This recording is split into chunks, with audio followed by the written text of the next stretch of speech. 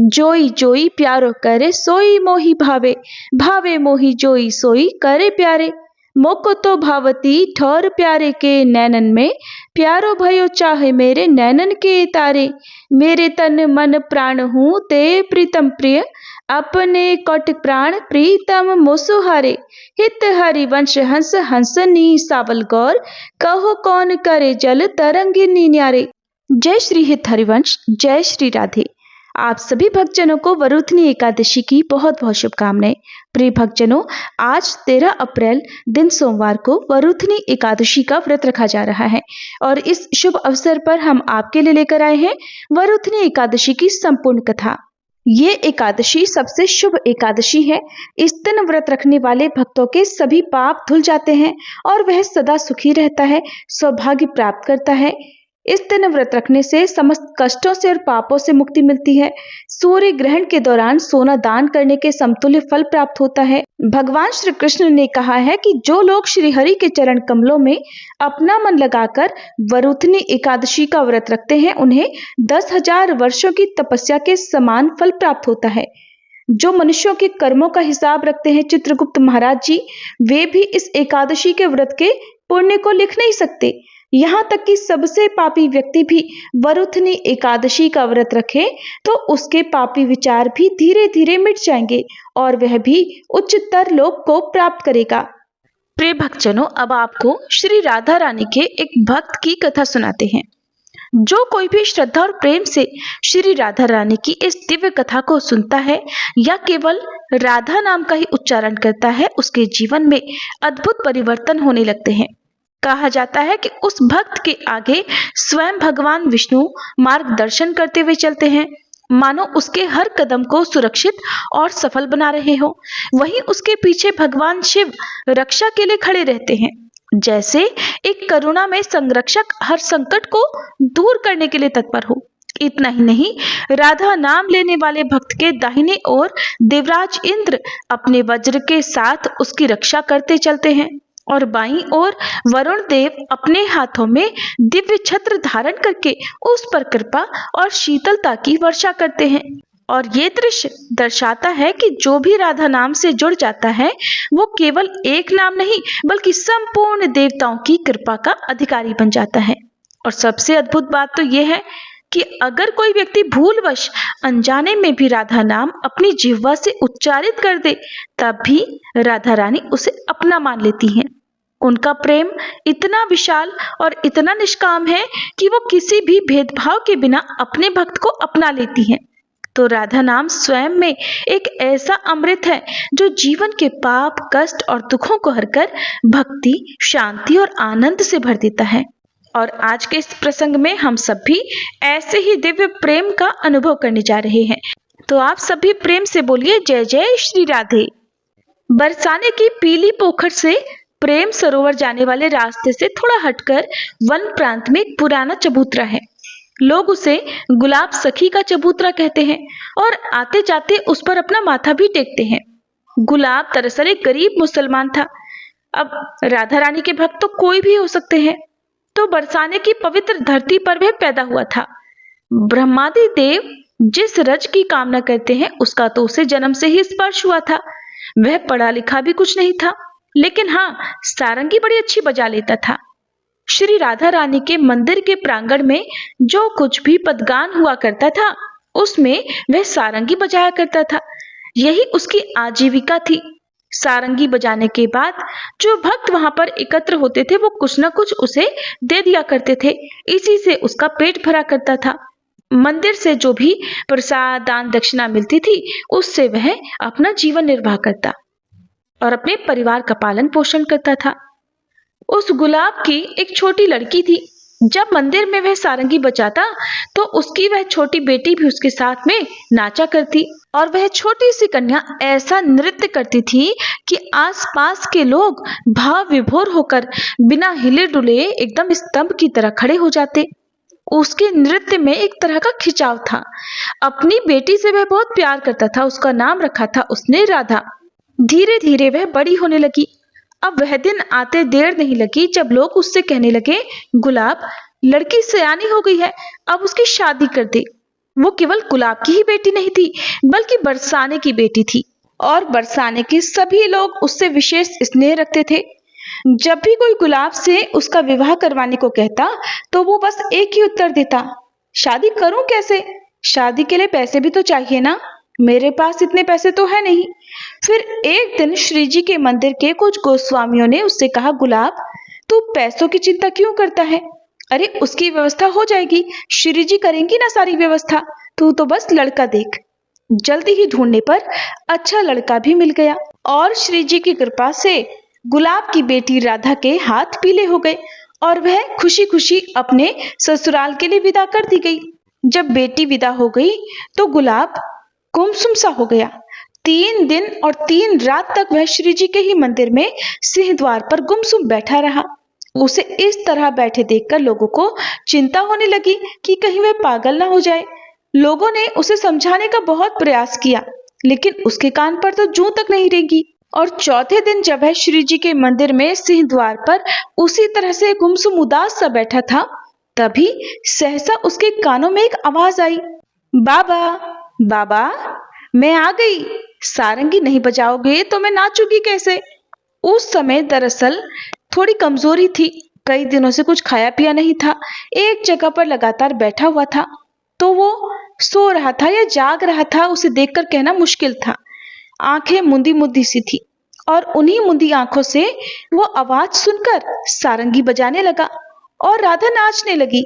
हर बार जब भी वह नृत्य करती थी तब उसकी पायल की झनकार में एक अलग आवाज होती थी, लेकिन आज पायल की झनकार ऐसा लगता था मानो प्राणों को ही भाव विभोर कर रही हो, प्राणों को ही अपनी ओर आकर्षित कर रही हो। गुलाब की आंखें आधी बंद आधी खुली थी। उसे बहुत ज्यादा सुध-बुध नहीं थी, बस ऐसे ही आंखें बंद करके वो ध्यान में लगा हुआ था और ऐसे ही आधी खुली आधी बंद आंखों से सारंगी बजा रहा था। और सहसा देखते ही देखते पायल की वो झनकार उसकी अंतरात्मा को अंदर तक झकझोर गई और उसके तन और मन की आंखें खुल गई।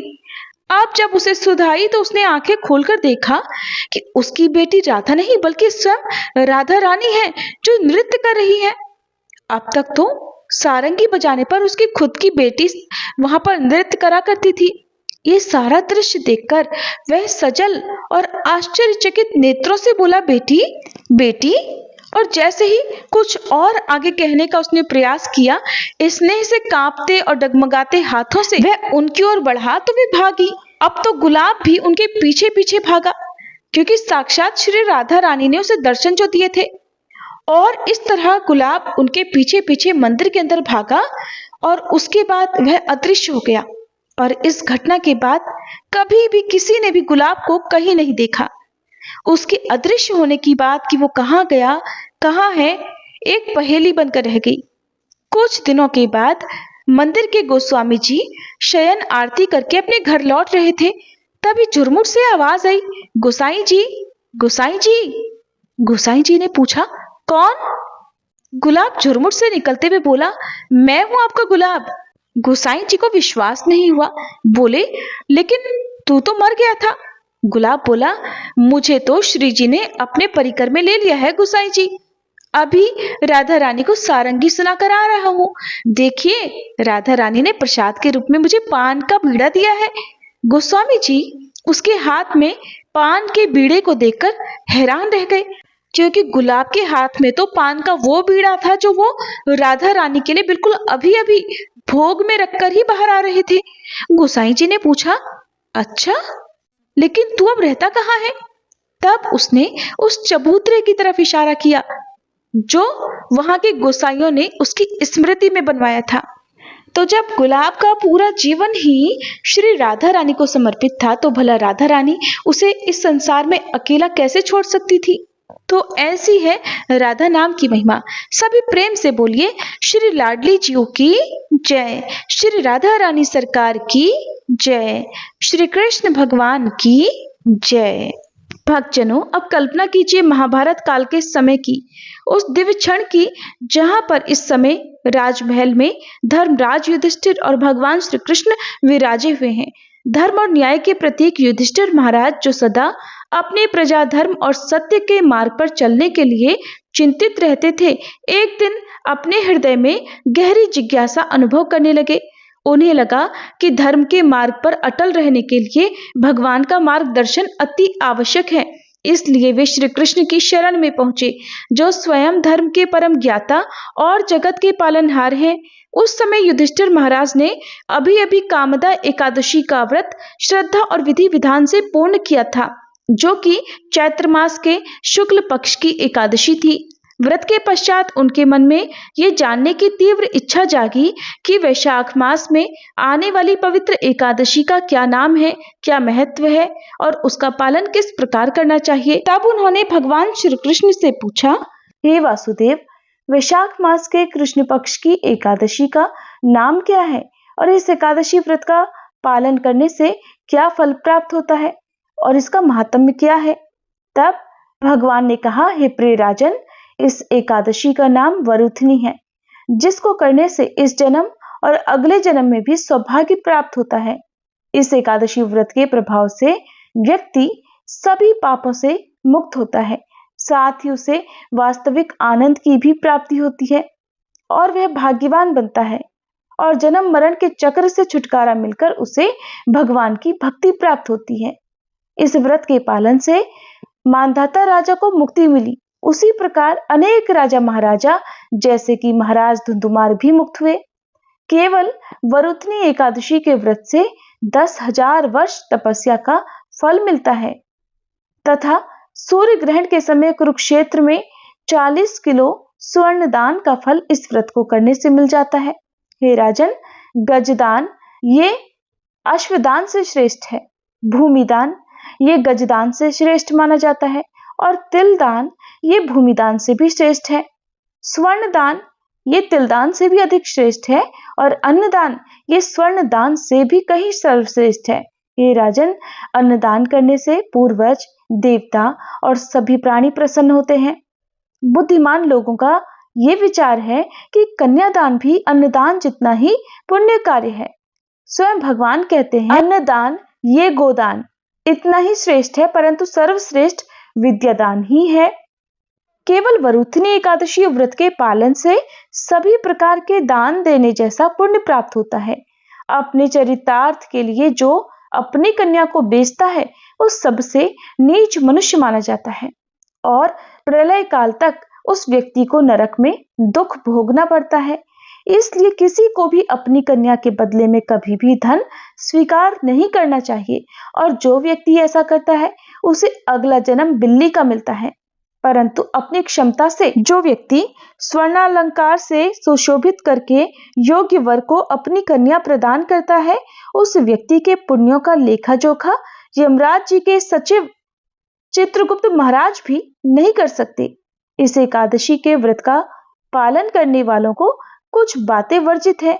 वो ये है कि कांसे के बर्तन में ना खाएं, मांसाहार ना करें, मसूर की दाल, हरी सब्जियां, मटर ना खाएं, अभक्त के हाथ का बना हुआ ना खाएं, दशमी एकादशी दिन ब्रह्मचर्य का पालन करें, जुआ ना खेलें, पान ना खाएं, दांतों की सफाई ना करें यानी दंत मंजन करना इस दिन वर्जित है, प्रजल्प ना करें, कम बोलें, झूठ ना बोलें, किसी की भी निंदा ना करें, पापी व्यक्ति से बात ना करें, दिन में ना सोएं, किसी पर भी क्रोध ना करें, शहद ना खाएं, दशमी एकादशी और द्वादशी के दिन नाखून बाल ना काटें, दाढ़ी भी ना बनाएं, दशमी एकादशी और द्वादशी के दिन शरीर में तेल ना लगाएं। सावधानी पूर्वक इन सब बातों का पालन करने से उत्तम प्रकार से एकादशी व्रत का पालन होता है और पालन करने वाले को जीवन के सर्वोच्च ध्येय की प्राप्ति होती है। एकादशी के दिन जागरण करने से सभी पाप क्षय हो जाते हैं और उसे भगवत धाम की प्राप्ति होती है। इस एकादशी की महिमा को जो कोई भी सुनता है अथवा पढ़ता है उसे 1 सहस्त्र गौदान का पुण्य प्राप्त होता है और वह भगवान विष्णु के धाम की प्राप्ति करता है। भगवान कहते हैं, हे युधिष्ठिर महाराज, अब वरुथनी एकादशी की कथा का भी श्रवण करो। बहुत समय पहले एक राज्य में मानधाता नाम के एक राजा राज्य करते थे। कहा जाता है कि वह राजा दान पुण्य में विश्वास रखते थे और बहुत तपस्वी थे। राजा बहुत प्रतापी और प्रख्यात थे। एक दिन वह जंगल में गए और वहां तपस्या करने लगे। तपस्या करने के दौरान जंगल में कहीं से एक भालू आया और वह तपस्या में लीन राजा मांधाता के पैरों को चबाने लगा। राजा मांधाता तपस्या में इतने लीन थे कि उन्होंने भालू को कुछ नहीं कहा और न ही उसे भगाया। जब राजा मांधाता को अत्यधिक पीड़ा होने लगी, तब वह भगवान विष्णु को याद करने लगे। राजा की पुकार से भगवान विष्णु प्रकट हुए और राजा के प्राण बचाए। जब राजा मांधाता ने अपने पैरों को देखा तो वे बेहद उदास और दुखी हुए। राजा मांधाता की उदासीनता को देखकर भगवान विष्णु ने कहा कि ये तुम्हारे पिछले जन्म में किए गए पापों का फल है। इसके साथ ही भगवान विष्णु ने राजा मांधाता को पैर ठीक करने का उपाय बताया। भगवान ने कहा कि तुम्हें मथुरा जाकर वरुथिनी एकादशी का व्रत करना होगा, साथ ही पाप प्रशमन स्तोत्र का नित्य पाठ भी करना होगा। ऐसा करने से तुम्हारे पैर पूर्ववत हो जाएंगे। तब भगवान विष्णु की बात मानकर राजा मांधाता ने ठीक वैसा ही किया और व्रत के फलस्वरूप राजा मांधाता के सभी पाप ताप मिट गए और उनका पैर भी ठीक हो गया। भगवान श्री कृष्ण कहते हैं, हे राजन, जो मनुष्य इस एकादशी का व्रत विधि विधान से करते हैं उन्हें स्वर्गलोक की प्राप्ति होती है। इसलिए मनुष्य को निकृष्ट कर्मों से भयभीत होना चाहिए। इस व्रत के महात्म्य को पढ़ने से 1 सहस्त्र गौदान का पुण्य मिलता है और इसका फल गंगा स्नान करने के फल से भी कहीं अधिक है। कथा का सार ये है कि सौभाग्य का आधार संयम है। प्रत्येक परिस्थिति में सभी प्रकार के संयम रखने से मनुष्य के सुख और सौभाग्य में वृद्धि होती है। यदि प्राणी में संयम नहीं है तो उसके द्वारा किए गए तप, त्याग तथा भक्ति पूजा आदि सभी व्यर्थ हो जाते हैं।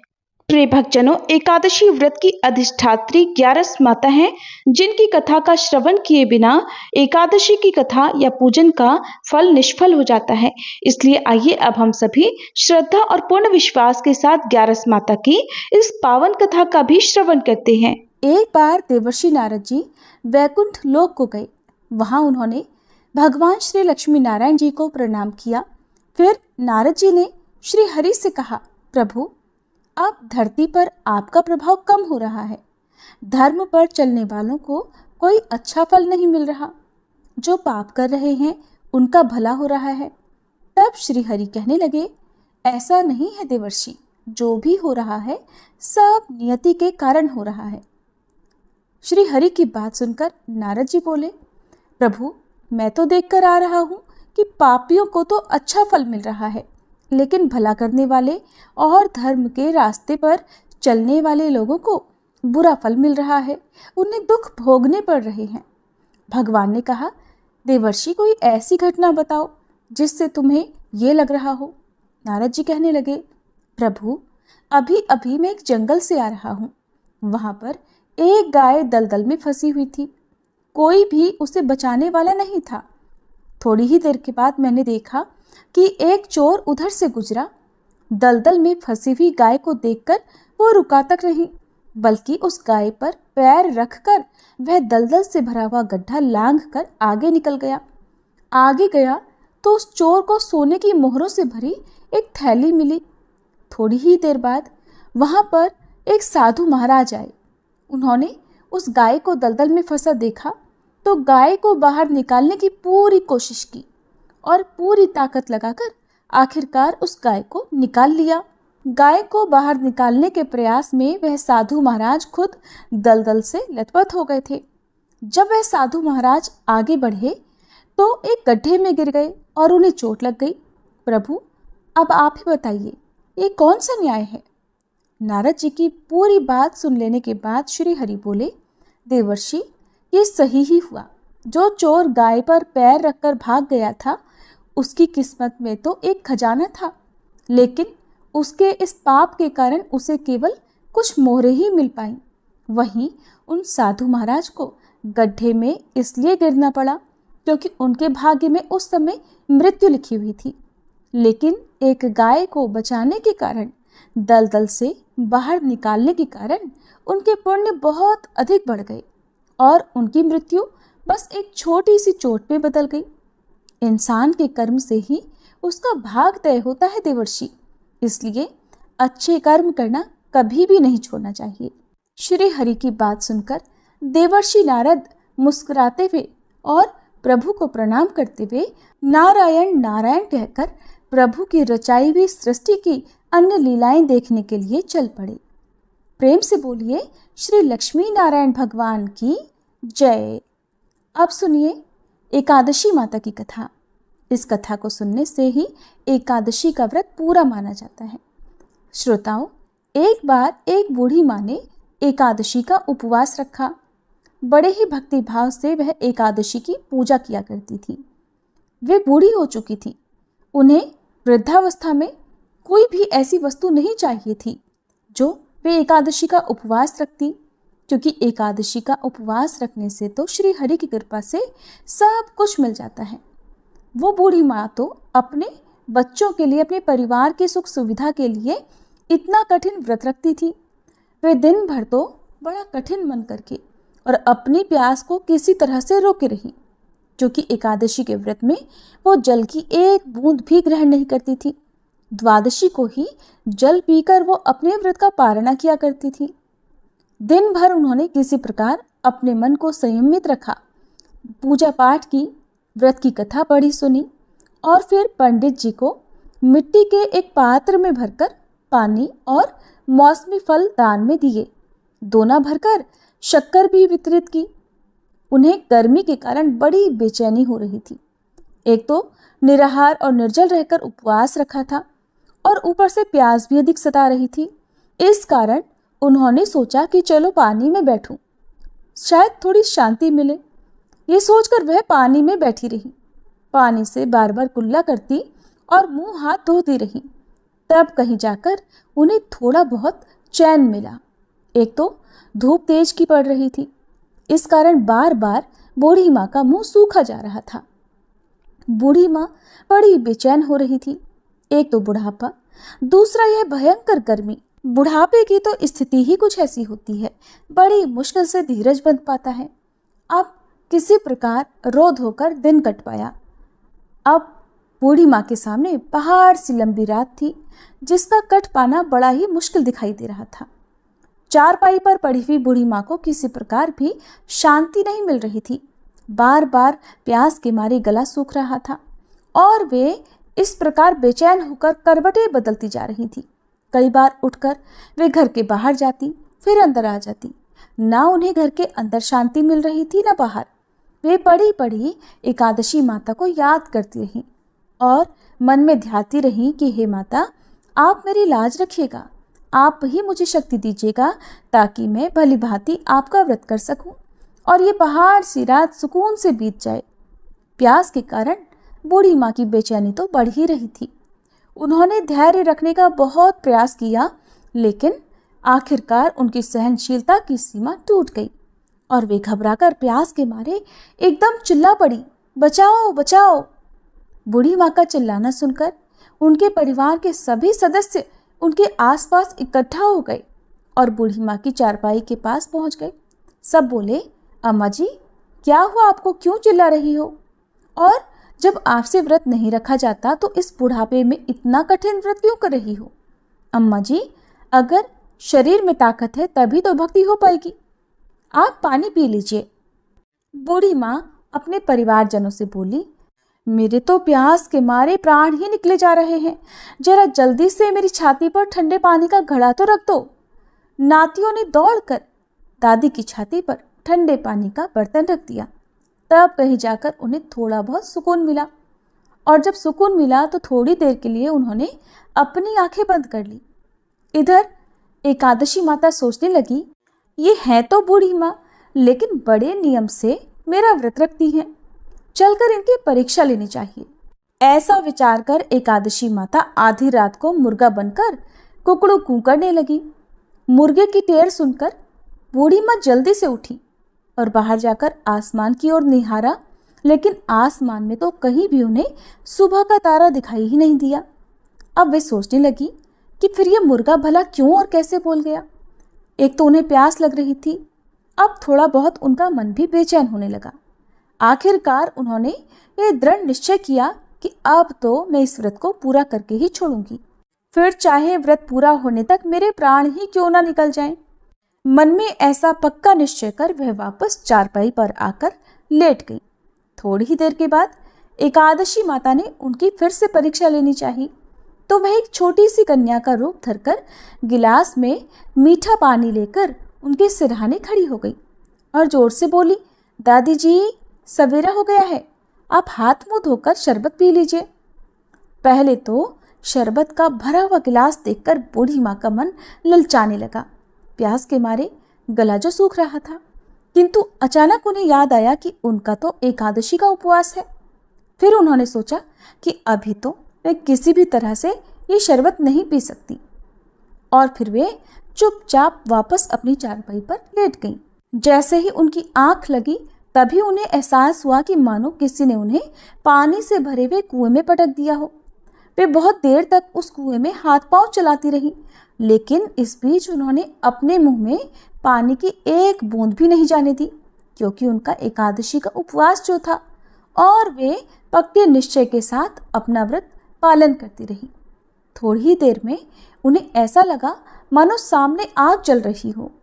आग के कारण बड़ी भारी गर्मी लगने लगी। प्यास के मारे उनके प्राण निकलने लगे, लेकिन इतना सब होने के बाद भी बूढ़ी माँ ने पानी की एक बूंद भी नहीं पी। वे तो बस चारपाई पर बैठी बैठी एकादशी माता का ध्यान करती रही। अब सवेरा होने में बस कुछ ही समय है, ये जानकर वे बड़ी तसल्ली के साथ इधर उधर घूमने लगी। एकादशी माता अब तक ये बात अच्छी तरह से समझ गई कि इन बूढ़ी माँ को किसी भी प्रकार से अपने व्रत से नहीं टाला जा सकता। वे उनके सत्य व्रत को भली भांति समझ गई थी। अब सवेरा हो गया तो बूढ़ी माँ ने स्नान किया, भगवान श्री हरि का पूजन किया, फिर एकादशी माता की कथा सुनी, ब्राह्मणों को दक्षिणा देकर भोजन कराया, तब कहीं जाकर उन्होंने जल ग्रहण किया। कन्याओं को भोजन कराने के बाद बूढ़ी माँ ने फिर स्वयं भोजन किया, और उस श्रेष्ठ व्रत के प्रभाव से बूढ़ी अम्मा की आयु में वृद्धि हो गई, उनकी आयु बढ़ गई। उनका घर परिवार हरा भरा हो गया। अब उनके घर में किसी भी चीज का कोई अभाव नहीं रहा। उनका घर हर प्रकार के सुख साधनों से भर गया। नाती नातिन से उनका घर भर गया, और वे उसी दिन से 12 महीने की एकादशी का व्रत करने लगी। एकादशी माता के व्रत के पुण्य प्रताप से इस संसार में हर प्रकार के सुख भोग कर वह बूढ़ी माँ अंत में भगवान श्री हरि के धाम। इस तरह की कहानी सुनने के लिए वीडियो को लाइक, शेयर एवं सब्सक्राइब करें।